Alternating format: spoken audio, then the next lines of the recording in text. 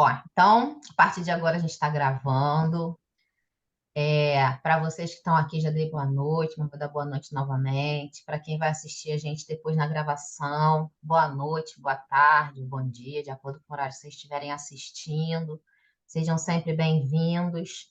É, Essa semana eu tive uma maravilhosa surpresa e ela vai ouvir, né? Porque ela vai ver a gravação, ela vai ouvir. Eu contei para o André, contei para o Marcos, que uma amiga minha, queridíssima do meu coração, mandou uma mensagem para mim falando do estudo. Eu não fazia ideia que ela assistia ao estudo. E eu fiquei muito feliz quando ela mandou a mensagem. É muito legal isso, né? Então, para essa amiguinha também, que ela sabe quem é, beijo. Então, amores, vamos começar nosso estudinho. A gente ainda está caminhando, com muito cuidado, sem pressa, querendo pegar cada pedacinho do ensinamento ali que Emmanuel trouxe para a gente através desse discurso maravilhoso de Estevão, né? Mas a gente já está chegando no finalzinho. Talvez hoje a gente consiga alcançar o final. Não que a gente esteja querendo isso, né? Mas a gente quer avançar no nosso estudinho. Mas eu acho que hoje a gente consegue. Mas vamos lá. Se não conseguir, não tem problema, não. Nós paramos semana passada um pouquinho mais à frente desse slide que está aqui. Mas eu acho que para a gente poder pegar o fio da, do entendimento aqui do que a gente viu, é que eu estou fechando aqui, abrir.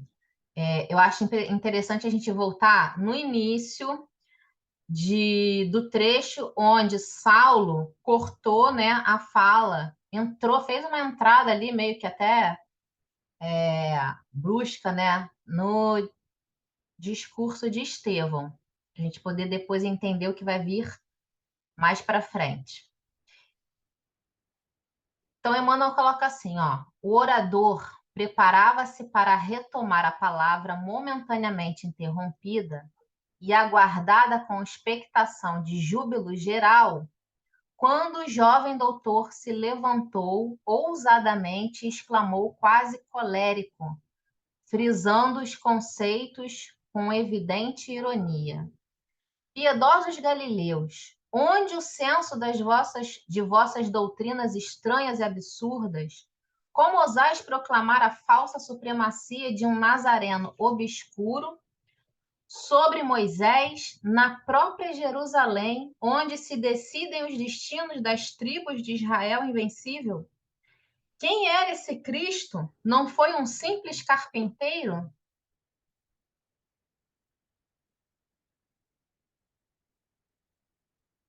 Deixa eu ver que tem alguém falando aqui no chat. Oi, Ricardo, boa noite. Não chegou atrasado, não, a gente começou agorinha. Fica tranquilo.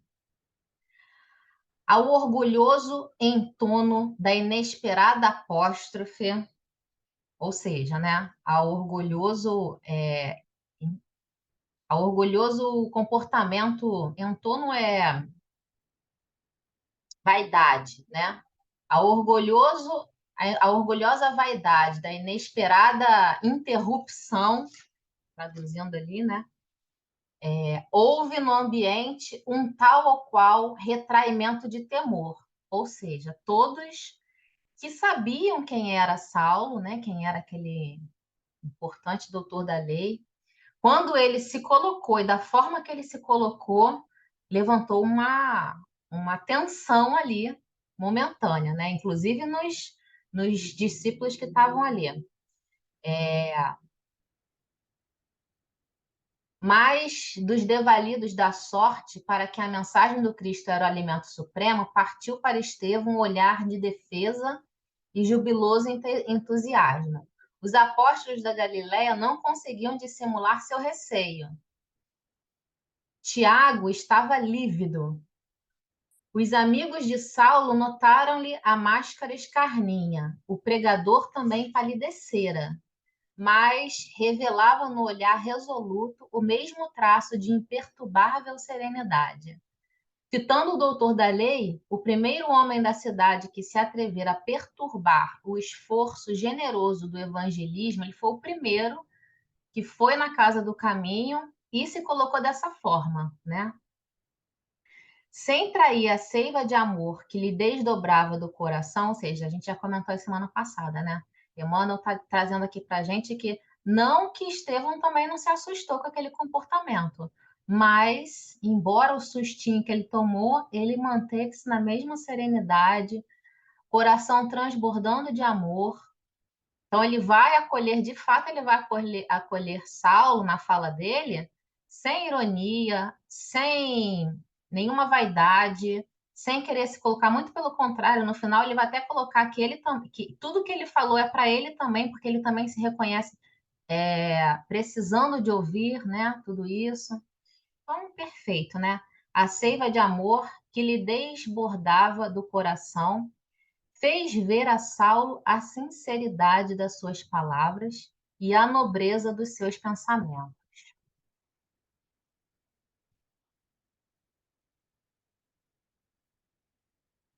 Antes que os companheiros voltassem a si da surpresa que os assomara, com admirável presença de espírito, indiferente à impressão do temor coletivo, obtemperou.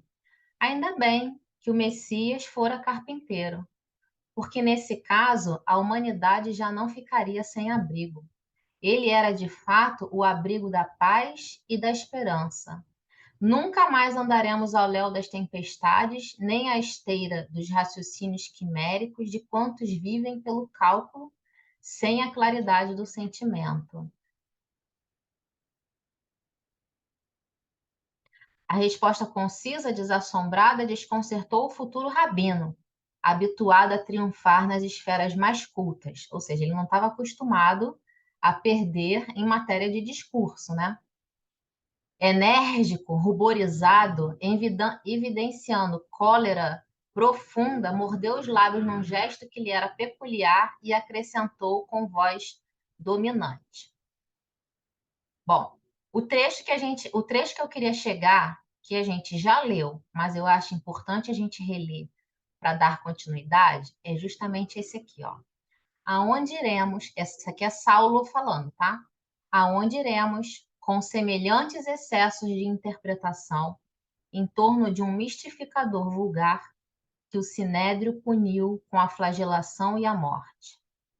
Que dizer de um Salvador que não conseguiu salvar-se a si mesmo? Emissário revestido de celestes poderes, como não evitou a humilhação da sentença infame? O Deus dos exércitos, que sequestrou a nação privilegiada ao cativeiro, que a guiou através do deserto, abrindo-lhe a passagem do mar, que lhe saciou a fome com o maná divino, e por amor transformou a rocha impassível em fonte de água viva, não teria meios outros de assinalar o seu enviado, senão como uma cruz de martírio entre malfeitores comuns? O que tem nesse trecho aqui de importante? Essa interpretação de Saulo, da caminhada do povo hebreu, né? E tudo que Deus, na leitura do Antigo Testamento, né? Naquelas narrativas, tudo que Deus fez para conduzir aquele povo, né? Então, o que ele está dizendo aqui? O nosso povo é abençoado por Deus, né? Deus dos exércitos, que sequestrou a nação privilegiada, tirou a nação do cativeiro, abriu o mar, saciou a fome com o maná divino. Eu ia pedir para vocês lerem sobre a passagem do maná, mas acabei esquecendo. Mas depois eu vou falar. A gente já falou umas 3 vezes aqui, né, no maná. Divino, e por amor transformou a rocha impassível em fonte de água viva. Então, ele está aqui trazendo, na leitura dele, passagens, né, em que o Deus tratou o povo hebreu com todo carinho, cuidando, né? Gente, deixa eu falar uma coisa aqui. Vou fazer uma colocação aqui, que também veio de uma questão que me foi colocada. A gente precisa, toda vez que eu e o André, né, a gente faz algumas colocações aqui do Antigo Testamento, a gente faz, às vezes, a colocação de como que o texto é entendido na sua literalidade, né?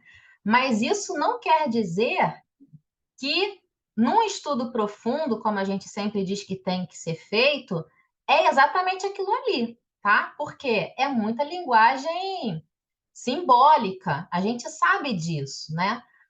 Mas o que eu estou falando aqui, por exemplo, no Antigo Testamento, a narrativa do povo sendo salvo, né? Do deserto, do maná. Tem muita coisa no Antigo Testamento que a gente traz, que aqui a gente fala como se fosse verdade, porque a gente está falando do entendimento do povo judeu, mas que na verdade não é assim, tá? Na verdade, numa leitura mais profunda, a gente vai ver que é tudo uma simbologia, não é isso, André? Para não causar confusão. É tudo simbólico. Por exemplo, a gente vê um Deus castigando, quase que é da perspectiva humana, né? Então, para eles, algumas coisas eram castigo divino, tal. Essa dúvida surgiu, acho que a Helena está falando disso, que a gente comentou do livro de Jó, como se Deus estivesse castigando, colocando Jó em tentação, né? Jó é um livro parábola, né? Ensinamento, precisa tirar o espírito da letra. Mas mesmo em outras histórias do Antigo Testamento, a gente precisa ter esse olhar cauteloso. Como a gente vai conciliar um Deus amoroso com aquele Deus vingativo, né? Senhor dos Exércitos, que até a Helene citou na aula passada, né? Então a gente vai ver que é muito mais o relato da experiência da espiritualidade daquele povo para com a divindade do que de fato um olhar da divindade, né? Então era um olhar ainda meio imaturo, né? De um Deus que recompensa, um Deus que barganha, um Deus que pune, um Deus que quer a morte do inimigo, né? Exatamente. Então, quando a gente afirma aqui, como eu afirmei agora, que Saulo está falando de como Deus cuidou, estava assim, Elane, mas à luz da doutrina espírita não foi bem isso. Sim, Mas Deus cuida, eu ia falar, né? Mas Deus cuida de todo mundo, né? Deus cuida de todo mundo. Então, é a simbologia de Deus cuidando de todo mundo. Elaine, mas Deus não abriu o mar. Sim, a gente sabe disso, né? Mas há uma simbologia aí. Mas, para efeito do nosso estudo, porque lembra que eu falei, aqui a gente está vendo um discurso sendo interpretado por judeus. Como eles entendiam isso tudo? É desse jeito que a gente está falando, entendeu? Então, aqui a gente não está fazendo estudo aprofundado à luz da doutrina espírita dos textos do Antigo Testamento. Então, a gente está tomando como base para a gente entender como eles entendiam, tá? Pode ser que isso fique um pouco confuso, mas se ficar, depois me falem que eu explico melhor. Então, vamos lá. Então, aqui, Saulo está dando a interpretação dele, né? Como Deus agiu com o povo, com seus antepassados. Vamos prosseguir. Vocês vão entender mais para frente o que eu vou falar. Eita, foi muito.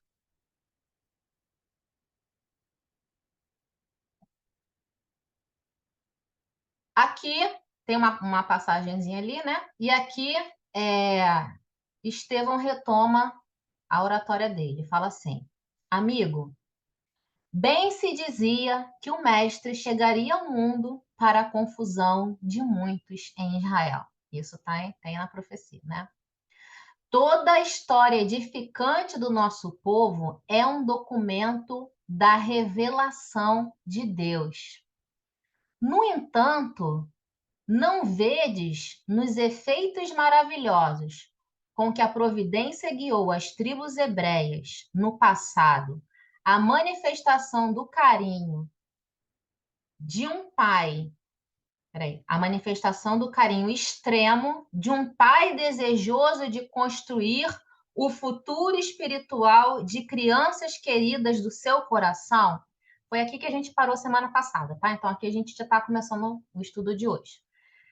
Que Estevão está falando? Olha que grandiosidade de entendimento desse espírito, já coisa que a gente está aprendendo a fazer hoje, entender e extrair, como eu falei agora, dos textos do Antigo Testamento, né, do Novo Testamento, mais do que a letra da lei. Ele está dizendo, olha, ali, naquelas passagens, vocês não veem que é um pai cuidando de crianças espirituais?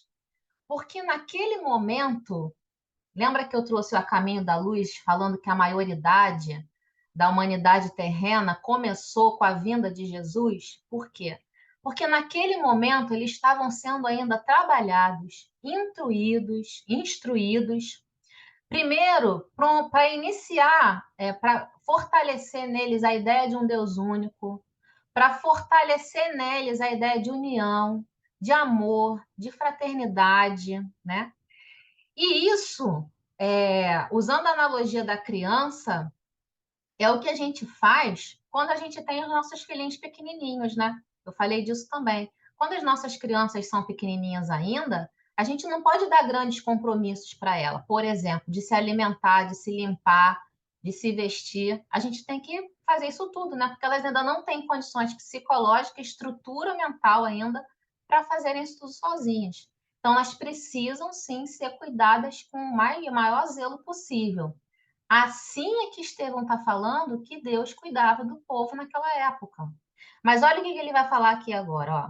Com o correr do tempo, observamos que a mentalidade infantil enseja mais vastos princípios educativos, ou seja, conforme a mentalidade infantil vai ampliando,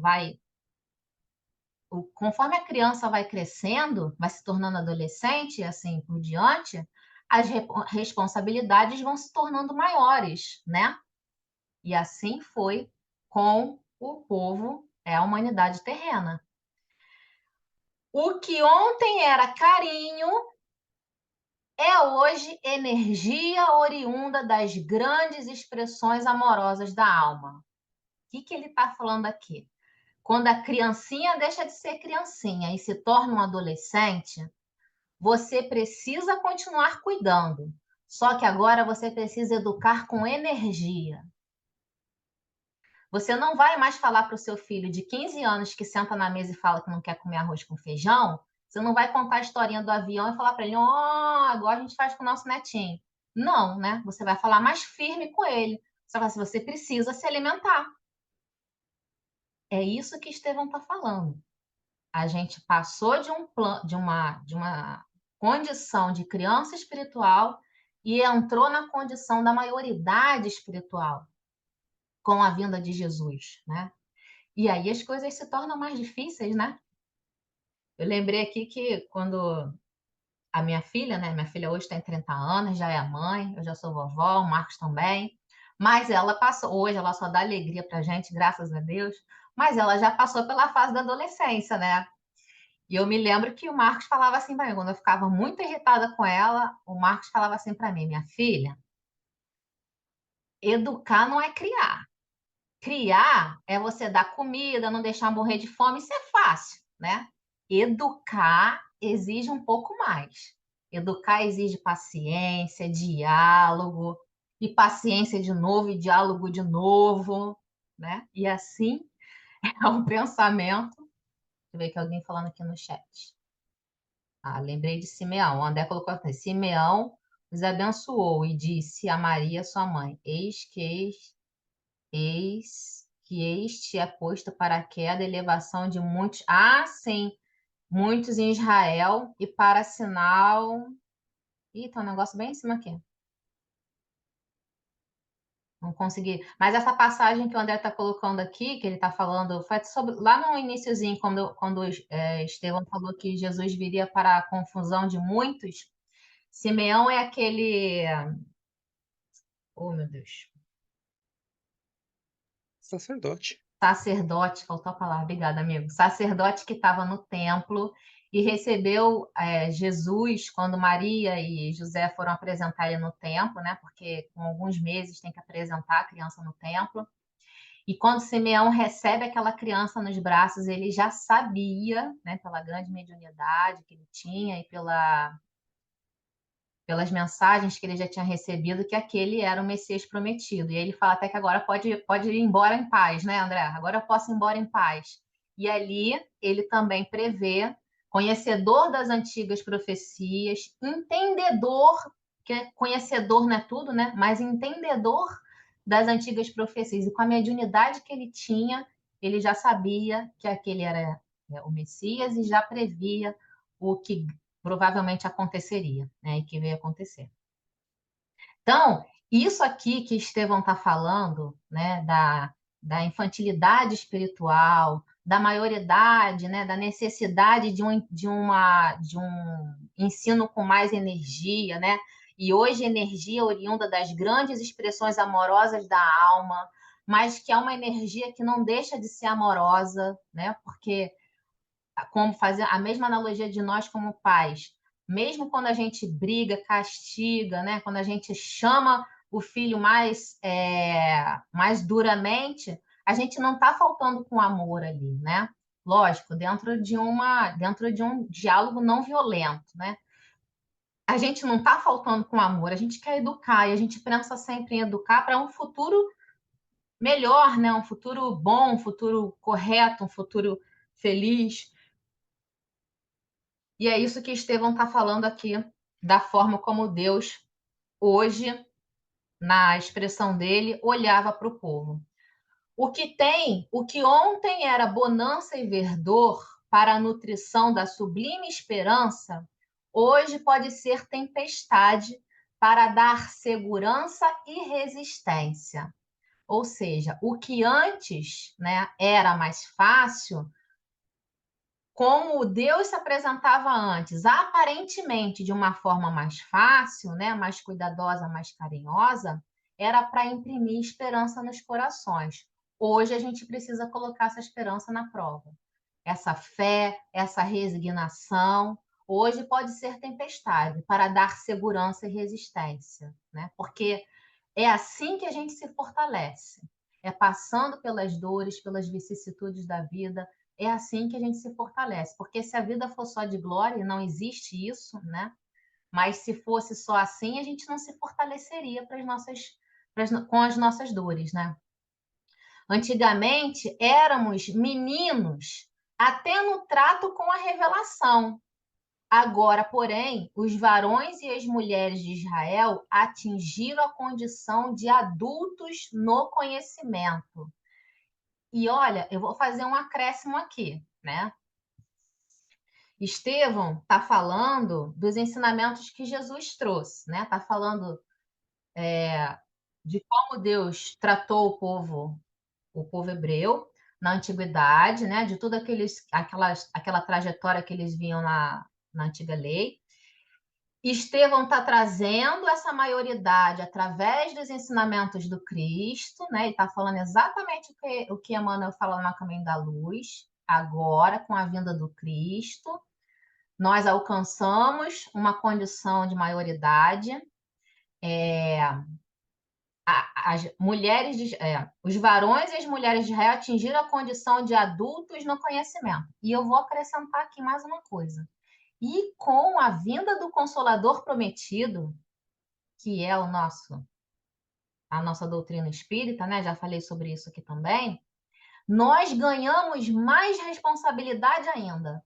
Porque se ainda tinha alguma coisa que a gente não conseguia compreender pelo raciocínio, porque muitos já compreendiam pelo coração, mas se tinha alguma coisa que a gente ainda não conseguia compreender pelos raciocínios, agora não tem mais desculpa. E existe um movimento na história, né? Hoje o Espiritismo faz aniversário, né, Bia? Existe existe um movimento que eu não sei se vocês espíritas já perceberam de algum tempo, que demonstra que a gente ainda deu mais um saltozinho nessa responsabilidade com a doutrina espírita, que é a seguinte: antigamente, quando Kardec fez a codificação, era demais, né? As manifestações, as mesas girantes, as materializações, né? As psicofonias, as psicografias e outras guias que a gente tem aí. Com o tempo, isso foi reduzindo. Nós tivemos ainda o nosso amoroso Chico, né, que trouxe para a gente essa literatura gigantesca que eu não sei o que Chico não esclareceu através da sua psicografia. Em matéria de espiritismo, não sei o que, né? Lógico que eu não conheço toda a obra, mas o pouco que eu conheço, para mim, já esclareceu muita coisa. Os fenômenos, por exemplo, do Zé Arigó, né? As curas. Hoje em dia, isso já tá se escasseando. Vocês não percebem isso? Hoje em dia a gente já não tem mais tanta expressividade em psicografia, tanta expressividade em materialização, menos ainda, tanta expressividade. Por que será isso, gente? Por quê? É porque... Fala, Bia, Vai, fala, vou fala. deixar você falar. Não, é porque acabou a hora das manifestações, de se provar que os espíritos existem e podem se comunicar. Essa fase do espiritismo já passou. Agora é estudar para valer o que eles trouxeram para a gente, né? E é o seguinte, a doutrina, Jesus prometeu que mandaria o Consolador prometido, né? A doutrina, no dia 31 de março de 1840 e alguma coisa, que agora eu não vou me lembrar o número, foi o dia da invasão dos espíritos. E aí teve aqueles antecedentes todos do espiritismo, né? As irmãs Fox, o Andrew Davis, várias pessoas, né, que começaram a lidar com as manifestações espíritas. Inclusive, na França virou moda as mesas girantes, né? Se brincava com copo, com a tesoura, com tudo mais. E aí, um amigo de Kardec viu esses fenômenos e chamou ele para observar o fenômeno. Como Kardec era um cientista sério, começou a estudar aquele fenômeno ali, né? E mostrar que uma mesa não fala, que fala, né? Alguma inteligência havia ali. Então, ele perguntou o que era aquilo, né? Para a mesa, né? Aí, não, eu sou um espírito ou gênio. E aí começou a obra. Ele, no dia 18 de abril de 1857, ele publica o primeiro livro dos Espíritos, que é hoje o aniversário da doutrina espírita. Então, é isso. É a terceira revelação, é o nosso Consolador prometido, que vem elucidar tudo que Jesus disse e trazer outras coisas mais. E o Chico, ele só veio completar aquilo que Kardec não conseguiu terminar, né? Inclusive, o próprio Kardec disse que voltaria para continuar, mas acontece... Eu nem sei se o Chico é a reencarnação de Kardec, isso é só uma suposição. Mas vai que né? Então, como ele disse que ia voltar para continuar, né? Então, só uma continuação. E Muito na bom, obra do Bia. Chico, nós temos outros esclarecimentos que a obra de Kardec não tem. Por exemplo, aquela coleção toda de André Luiz tem que ser estudada, tem que ser lida. A coleção de Emmanuel, que comentando as passagens bíblicas, tem que ser estudado, tem que ser lido. O livro A Caminho da Luz e o livro Consolador também tem que ser estudado, tem que ser lido.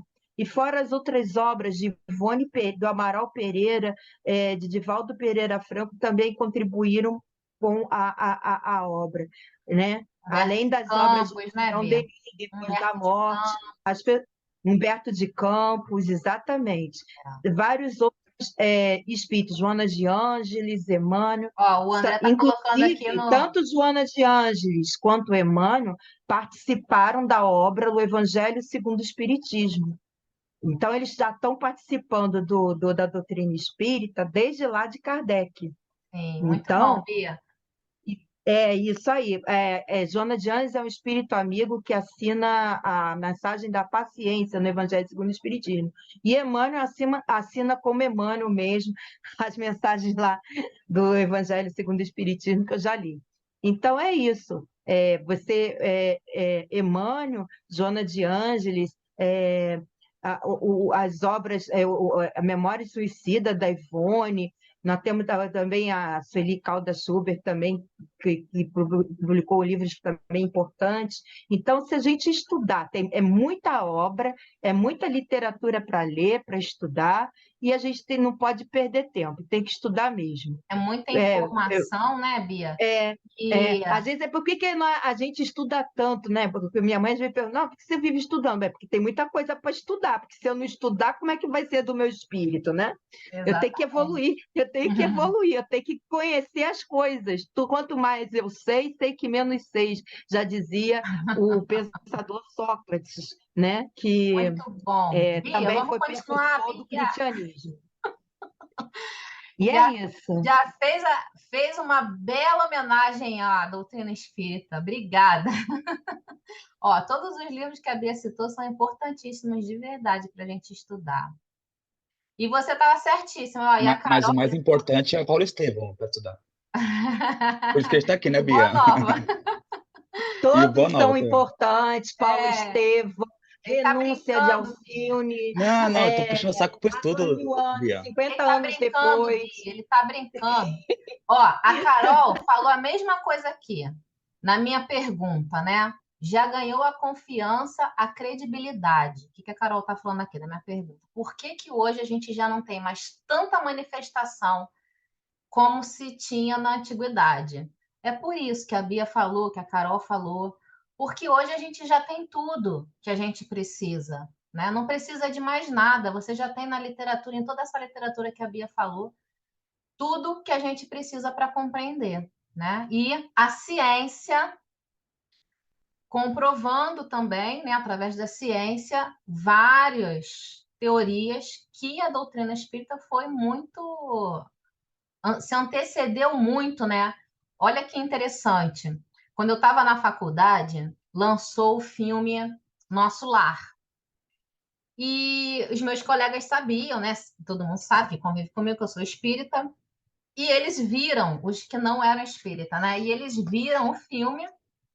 E aí, quando eles chegaram na faculdade, na segunda-feira, eles falaram assim: ah, Elaine, fala sério, aquele ônibus que voa?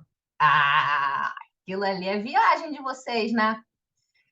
E aí, eu fui pesquisar e já existia um protótipo, não me lembro onde, não me perguntem isso, foi em 2014, se não me engano, 2015, sei lá. Um protótipo de um trem que ele flutuava nos trilhos, né? E hoje a gente até já tem vários, né? Mas era o protótipo na época de um trem que flutuava nos trilhos. E aí eu fui, levei para eles e falei assim: olha, quando o Chico psicografou esse livro, porque esse filme não foi construído agora, esse livro foi psicografado na década de 40 do século passado, não, desse século. Quando Chico psicografou esse livro, não existia nem locomotiva Século passado. do século passado? Quando Chico, século passado, psicografou esse livro, não existia nem locomotiva a diesel. A locomotiva ainda era a vapor. Então, aí vocês fiquem com o que vocês querem. Hoje já temos protótipo de E trem que não tinha flutua no computador nem trilho. televisão. E no livro Nosso Lar fala de conversa de vídeo, entendeu? Exatamente, Bia. Bem lembrado também. Bate-papo Exatamente. através de vídeo. Exatamente. Então, Não tinha então, internet nem é a computador. ciência, né? É a ciência comprovando o que a doutrina espírita. E aí tem muito, gente, aí tem muito. Enfim, vamos lá, vamos prosseguir aqui o nosso estudo, que eu já estou.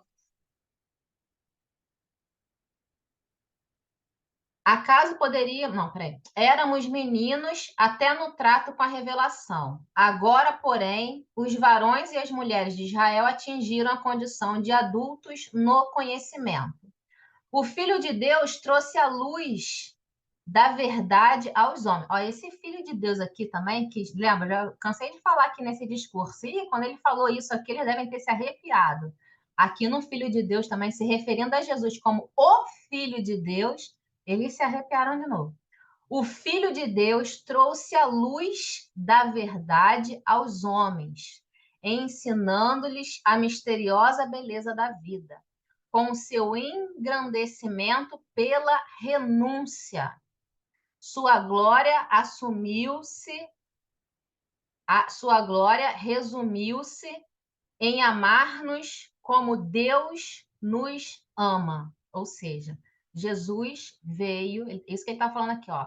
Ele veio para nos mostrar, através do seu amor, como Deus nos ama.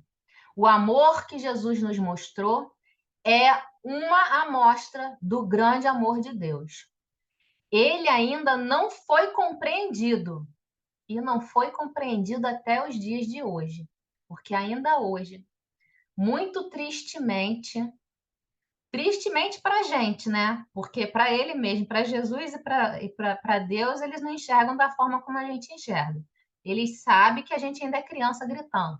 Mas para a gente que está aqui no meio do tumulto, a gente enxerga ainda com muito pesar quando as pessoas ainda não compreenderam esse amor e justificam comportamentos agressivos e violentos em nome de Deus, né? Isso é muito triste. Por quê? Porque ainda não o compreenderam. Se a gente aqui, há 2.000, mais de 2.000, ainda não compreendeu o que dizer desses judeus que estavam ali ouvindo, esses fariseus, né? Acaso poderíamos aguardar um Salvador de acordo com os nossos propósitos inferiores? Passar.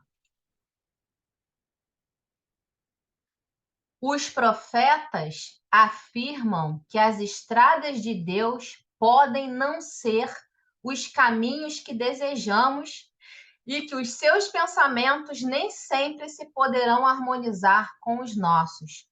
Os próprios profetas falaram isso. E eu fiz uma pergunta hoje para o André, que ele está até agora sem entender, né, amiguinho? Eu fiz a seguinte pergunta para o André.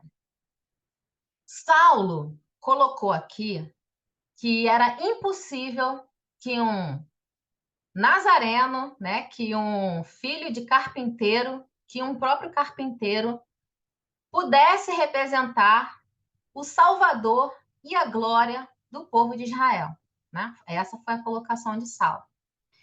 E Estevão está falando aqui, ó, os profetas afirmaram que a estrada de Deus podem não ser os caminhos que desejamos.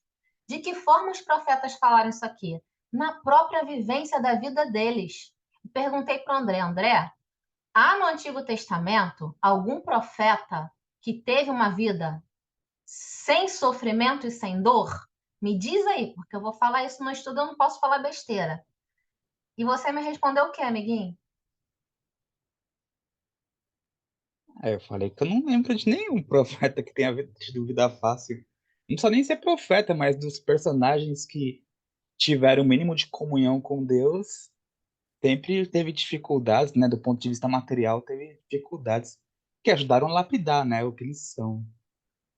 Que ajudaram a lapidar. Muito bom, amiguinho. Então, ele citou a Moisés, Abraão, né? Eu estou falando, eu estou pensando só os profetas, porque é neles que Saulo, né, e que os fariseus se firmaram ali para rebaixar Jesus, né, e falar da grande glória. Só que eles não tiveram glória. A vida foi sempre de sofrimento, renúncia, dor, morte por martírio, não é isso, André? Então, né, ele está igualando Jesus àqueles, né, que sofreram como ele. Por quê? Porque ele está olhando para uma glória do ponto de vista do olhar orgulhoso e vaidoso dele. E é o que a gente faz até hoje, né? O próprio povo judeu, nessa época aqui que Saulo está falando, era um povo submisso a Roma. Era um povo que não tinha a sua totalidade da sua liberdade. Não podiam nem aplicar as penas que o Sinédrio, as penas de morte que o Sinédrio, né? Não podia, quem tinha que aplicar era Roma. Isso era resguardado ao poder de Roma. Então, eles próprios ainda eram um povo que não tinha a sua liberdade, não tinha essa glória toda, né? Mas Saulo está fazendo a interpretação do ponto de vista do que ele entende como glória, como poder, como vitória. Alguém quer colocar? E é a mesma concepção de sucesso dos dias atuais. O que é Amém. sucesso? É dinheiro, é poder, é carro, é mulheres, é likes, seguidores. É a mesma coisa. Aí tive uma geração procurando a todo custo esses valores, mas se sentindo como uma mulher samaritana, tomando água do poço que não sacia a sede, né? Porque somos espíritos imortais tentando saciar a sede com coisas materiais que não é possível, né? Exatamente. Ontem a palestrante aqui do Recanto, né, ela falou, ela trouxe o exemplo de Maria de Magdala, que está lá no Boa Nova, e aí eu até, na hora que ela falou, me lembrei da última frase que Jesus fala, quem assistiu Boa Nova ontem viu, da última frase que Jesus fala para Maria, quando ela desencarna, né, e vê o Cristo, Jesus fala para ela, Maria, venha, Maria, você passou na porta estreita, amou muito. É a porta estreita que a gente não consegue compreender. Está lá no capítulo 18 do Evangelho segundo o Espiritismo, né? A porta estreita é a porta das dificuldades, das dores, da transformação. E que Essa é ela a ia ser porta a da rainha glória. dos anjos.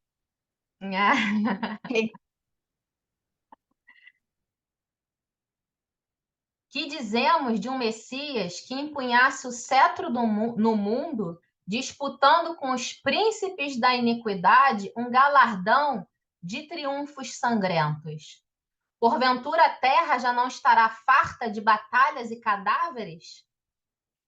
Perguntemos a um general romano quanto lhe custou o domínio da aldeia mais obscura. Consultemos a lista negra dos triunfadores segundo as nossas ideias errôneas da vida. Olha o que o André falou aí, né? Segundo as nossas ideias errôneas da vida. Israel jamais poderia esperar um Messias a exibir-se num carro de glórias magnificentes do plano material, porque as glórias de Deus são glórias no plano espiritual, nunca no plano da matéria, não faz sentido isso, né? Eu venho para que tenham vida e a tenham em abundância. Nunca essa fala de Jesus pode ser interpretada incoerentemente ligada à abundância material que a gente entende.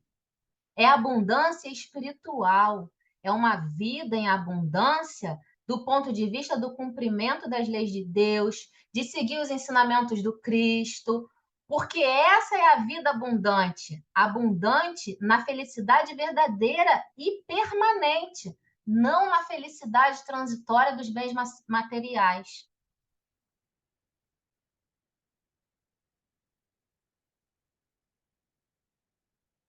Israel jamais poderia esperar um Messias exibir-se num carro de glórias magnificentes do plano material, suscetível de tombar no primeiro resvaladouro do caminho. Essas expressões transitórias pertencem ao cenário efêmero, no qual a púrpura mais fulgurante volta ao pó.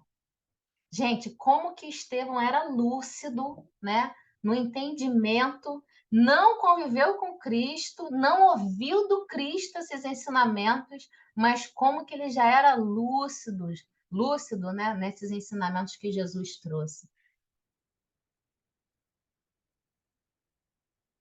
Até hoje a gente não entende, né? É, Porque Jesus vem falar que quem quiser ser maior tem que ser menor. Tipo assim, pra gente, nosso orgulho, alto da nosso orgulho, é compreensível. Perdoar, dar outra face. Tipo assim, eles não entendiam, a gente também continua não entendendo. É uma quebra de paradigma, né? Porque a gente está acostumado com as ilusões da matéria, com as questões da matéria. Eu tava falando até agora há pouco com a Elaine, né? Que os personagens bíblicos mostram que a lógica é totalmente inversa. Aqueles que sofreram aqui bem e foram obedientes a Deus foram que alcançaram grandes glórias para a vida eterna. Mas em compensação, aqueles que tiveram uma passagem aqui, como ela falou, uma vida fácil, mais confortável, assim, não conquistaram. Eu até lembrei da passagem, na parábola do rico e do Lázaro, né? Rico simbolizando aquelas que tiveram uma vida fácil, muita fartura, né? E Lázaro, talvez aqueles que uma vida mais difícil, enfim. Então, nenhum profeta, nenhum personagem bíblico, acho que até ampliaria não só profeta, mas personagem bíblico, patriarca, o que for, ninguém teve vida fácil, nenhum apóstolo, né? E nós somos convidados a carregarmos nossa cruz. Porque tem um discurso muito cristianismo barra coach por aí, né? Não, é muito fácil. Não! A gente tem que carregar nossa cruz, renunciar a nós mesmos é difícil. Esse trabalho de trabalhar nossas imperfeições é difícil, né? Né, Bia? Isso. É, e até a postura dele de ajudar os publicanos a almoçar com eles, com Zaqueu, ter Mateus como um dos apóstolos dele, o Levi, né? Que era publicano também, e também as prostitutas, ele recebia todo mundo, as crianças, as mulheres. Ele conversava, ele era feminista, o primeiro feminista do mundo. Ele defendia as mulheres e conversava com elas, porque os judeus, os homens, não dirigiam a palavra a elas. E ele conversava com elas, dava valor a elas, conversava. E também ele veio para os doentes, né? Vamos dizer assim, os menosprezados, os coxos, os estropiados e as pessoas que eram marginalizadas pela sociedade. É para eles que ele veio, né?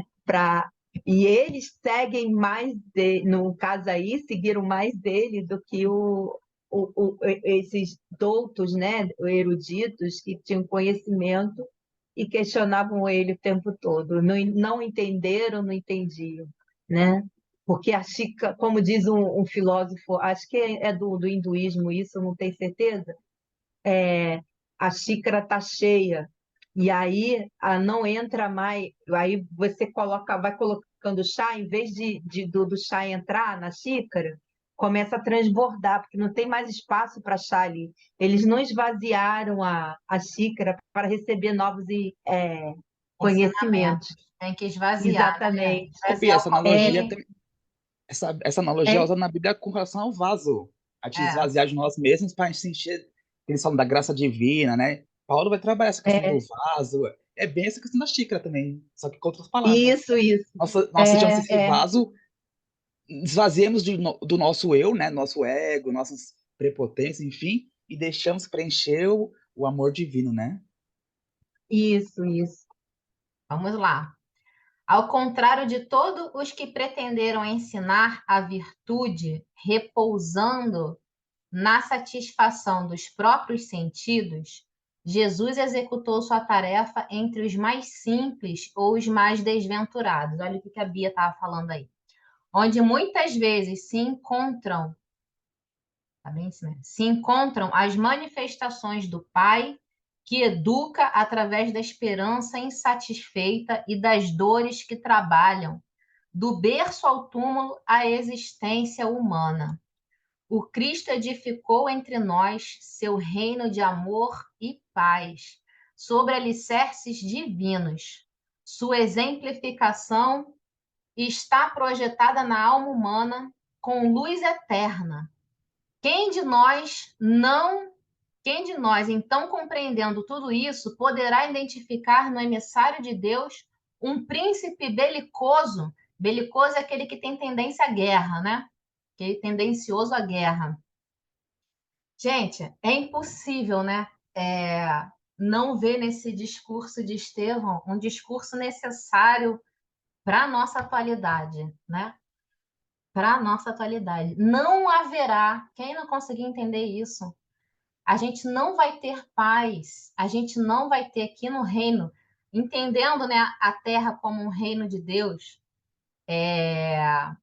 a gente não vai ter paz nem felicidade enquanto houver um só sofrendo.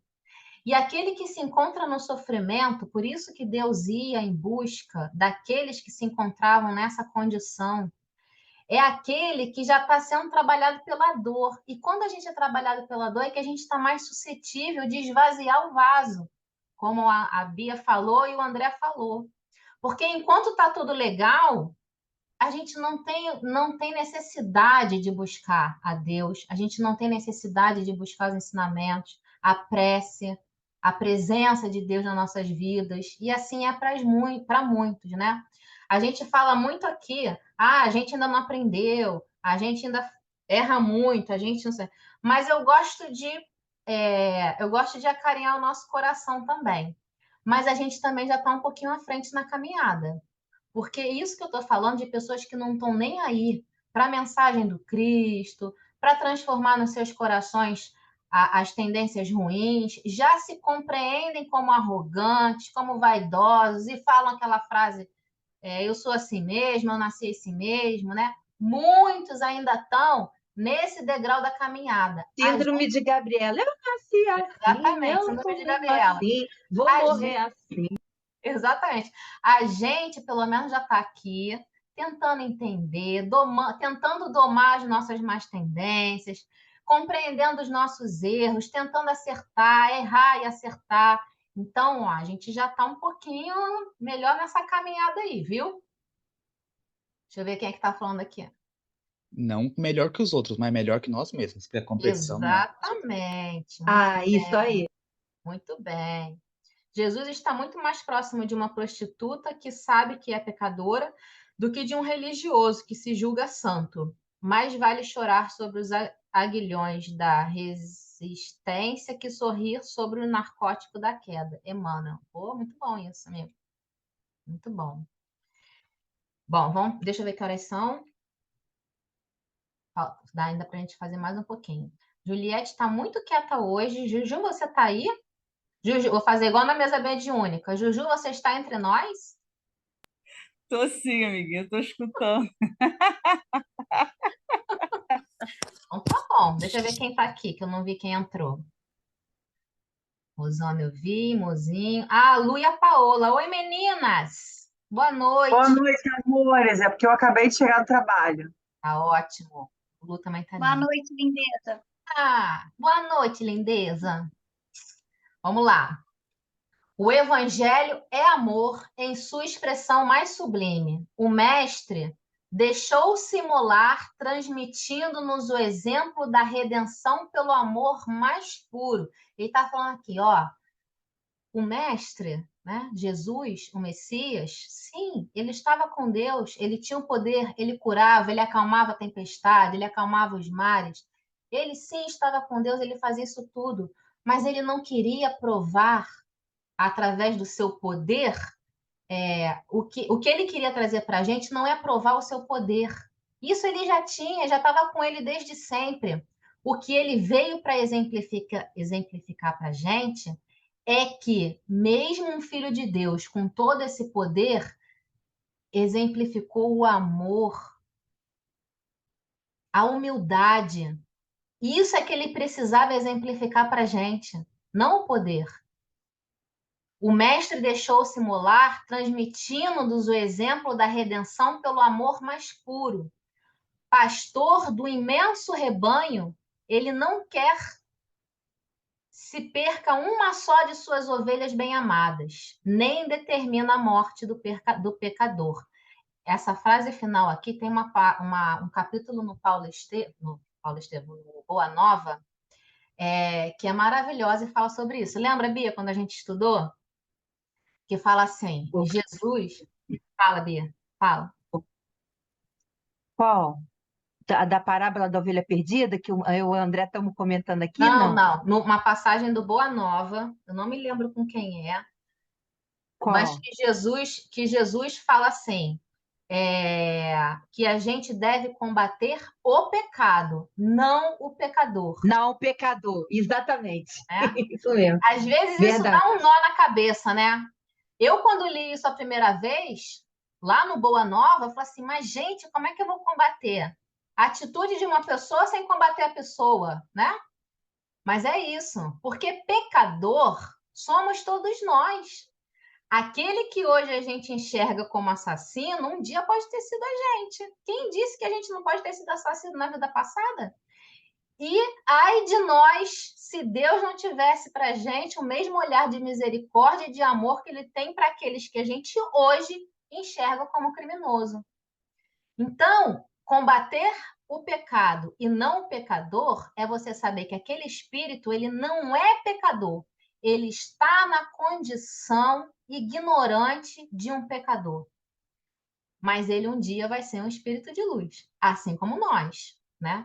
Então, é combater o comportamento Estamos errado. todos a caminho da luz. Exatamente, é combater o comportamento errado, como o André acabou de falar, principalmente em nós, né, André? E não no outro, né? Combater em nós. Principalmente não, unicamente, se a gente for pensar. Porque o mal que Jesus fala para afaste de nós o mal, né? É o mal interno. É esse que mal que nos machuca. Quando Jesus fala para amar os inimigos, é sobretudo a nós mesmos, né? Que nós somos o nosso maior inimigo. Enfim, a gente vê isso muito claro em Paulo e Estevão.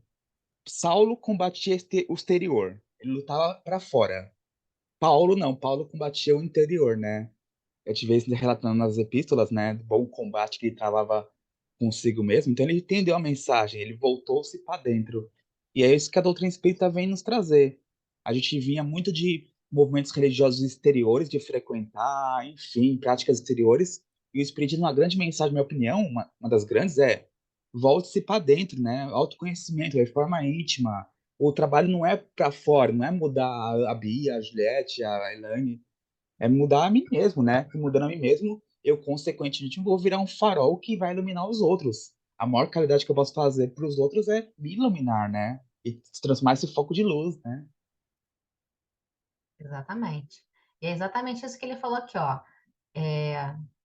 Pastor do imenso rebanho, ele não quer se perca uma só de suas ovelhas bem-amadas, nem determina a morte do pecador. O Cristo é vida, e a salvação que nos trouxe está na sagrada oportunidade da nossa elevação. Olha aí quando ele está falando. A salvação que ele trouxe para a gente não é salvar a gente de forma gratuita, como a gente já viu aqui nesse mesmo discurso de Estevão, né, que ele falou, para o sofredor vem trazer a fé, para o infeliz vem trazer, ele não traz a felicidade para o infeliz, né? Ele não traz nada pronto, porque somos nós, ele fortalece a nossa fé, a nossa esperança, a nossa resignação, mas a força interior nossa é que vai nos mover. O Cristo é a vida e a salvação que nos trouxe está na sagrada oportunidade da nossa elevação, como filhos de Deus, exercendo seus gloriosos ensinamentos. Gente, aqui Estevão está resumindo num trecho aqui praticamente tudo, né? Através do nosso esforço, através da nossa elevação, exercendo os ensinamentos de Deus, né? Porque o evangelho do Cristo é o evangelho de Deus, né? Não é o evangelho que Jesus trouxe para nós, mas é o evangelho de Deus. São os ensinamentos de Deus, exercendo isso tudo, nos transformando, aí é que está a nossa salvação. É muito bonito isso, né? Vamos lá. Deixa eu ver aqui o chat. Jesus como nosso guia, André aqui no chat. Jesus como nosso guia veio nos mostrar o caminho, mas cabe a nós percorrermos para ganharmos musculatura nas pernas. Não é porque você falou da salvação gratuita, eu falei, deve ter gente que acha que Jesus vai pegar no colo e vai levar no colo. Não, a gente tem que. Ele veio trazer o mapa do tesouro. A gente tem a boa a, a mensagem, o evangelho, né? Mais do que o livro Exatamente. é uma mensagem. Então a gente sabe o caminho. Eles têm ele como modelo para que seguimos a pegada. Mas cabe a nós fazer nossa parte, né? Não tem segredo. Exatamente. Mas, ó, o amparo, né? O amparo. Eu tô relendo a obra de André Luiz, né? E eu tô em Missionários da Luz. E eu li essa semana a passagem que o Alexandre, que é um instrutor que está acompanhando o André Luiz, ele recebe uma senhorinha desencarnada, né? Um espírito, não vou lembrar os nomes. Ele recebe uma senhorinha que ela vem implorar para o Alexandre que o filho dela encarnado está prestes a morrer. Só que ele ainda tinha alguma coisa para cumprir, precisava de um tempinho. E ele estava prestes a morrer porque ele era um suicídio indireto, né? Ele não cuidava do corpo, enfim, fazia algumas coisas ali que estavam abreviando. E aí, o que o Alexandre faz? Vai direto para a casa dele, com ela, com a senhorinha que é a mãe, com o André Luiz. Lá, ele convoca uma equipe do plano espiritual responsável para fazer um pronto-socorro naquela condição que ele se encontrava. E ali, eles conseguem reverter o quadro dele, né? Que ele ia morrer naquela noite. Eles conseguem reverter o quadro dele. E aí o Alexandre fala para a mãezinha, ó, a gente fez a nossa parte, agora cabe a ele, né? E a você que está aqui, foi permitido a você também que ficasse ao lado dele para intuir ele, para que ele consiga, ainda nesse pouco tempo de vida que falta, cumprir isso que ele precisa cumprir nessa reencarnação dele, agora cabe a ele e a você, mais a ele, tá? Gente, é maravilhoso isso, né? como que a espiritualidade está o tempo inteiro ao nosso lado, nos auxiliando. Dentro, é a misericórdia de Deus constante, dentro dos limites do que é útil para a gente. Porque se a espiritualidade entendesse ali que ele poderia viver 1 ano, 2, 3, e não fosse ser útil, que ele não ia conseguir, também não seria dado esse amparo, né? Porque a espiritualidade também não perde tempo. Mas, de fato, Alexandre conhecia a história e sabia que, de fato, ele estava prestes a conseguir resgatar uma questão que ele precisava resgatar antes de desencarnar. É a presença maravilhosa, né, da amorosidade de Deus para mim, tá ali.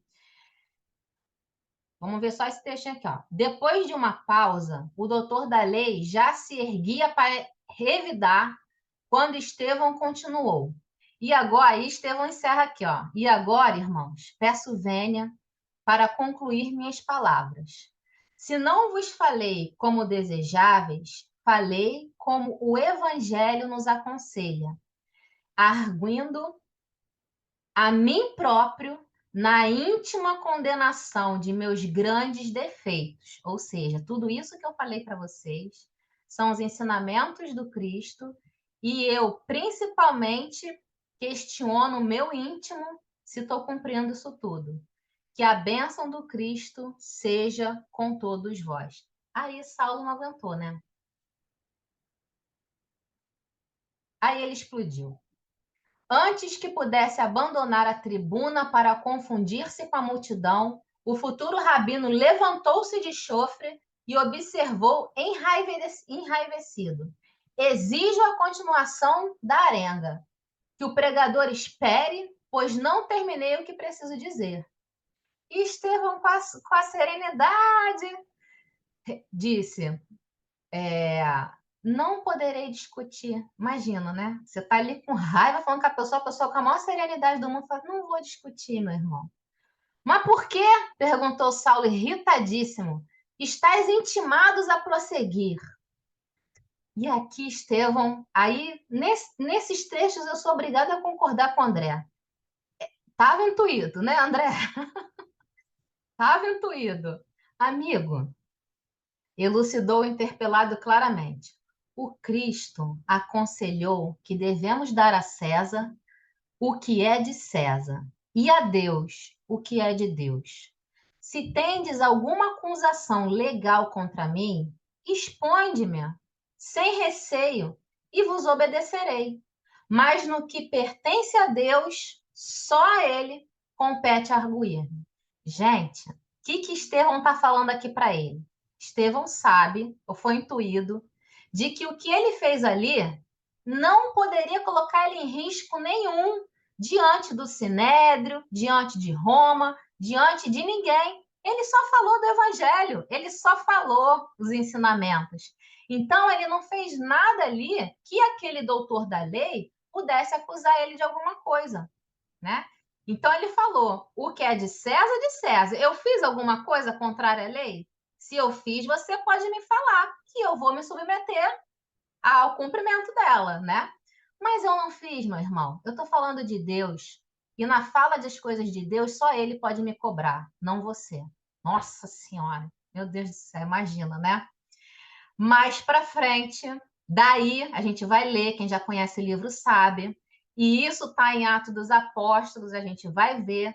Mais para frente, diante disso, Saulo arruma uma cilada para poder prender Estevão, porque ele não tinha como prender se não arrumasse essa cilada. É isso por hoje, meus queridos e queridas. Quer colocar, André? Não? Então a gente termina aqui hoje. Semana que vem a gente comenta mais. Semana que vem a gente comenta. Semana que vem a gente entra no próximo capítulo, não é? Semana que vem? Deixa eu ver aqui. Não, tem um trechinho bom ainda para a gente terminar. Ah, ok. Ainda então dá. Não, a gente não entra no próximo. Ih, não mesmo. Não entra, não. Ixi. Não, eu falei que hoje provavelmente a gente ia encerrar o discurso, né? E a gente. Ah, eu achei que fosse o capítulo, discurso, Não, entendi. encerrar o discurso, o capítulo não. Paola, meu amor, Confundi. nossa prece para a gente encerrar? Passo. Bom, obrigada. Então vamos. Mestre Jesus, amigos e mentores espirituais que nos acompanham nesse estudo, obrigada pela oportunidade, obrigada por todos aqueles que se dedicam a trazer experiências, histórias, complementos. Obrigada pela oportunidade de chegarmos, que possamos receber, pensar, refletir, trazer para as nossas vidas esses ensinamentos tão maravilhosos. Se conosco hoje e sempre, graças a Deus. Graças a Deus. Obrigada, querida. Obrigada, amores. Obrigada, Obrigada a Bia. Eu vocês, que beijo. agradeço. Muita saúde e paz para todos. Fiquem com Boa Deus. noite, Feliz obrigado. dia. Beijo.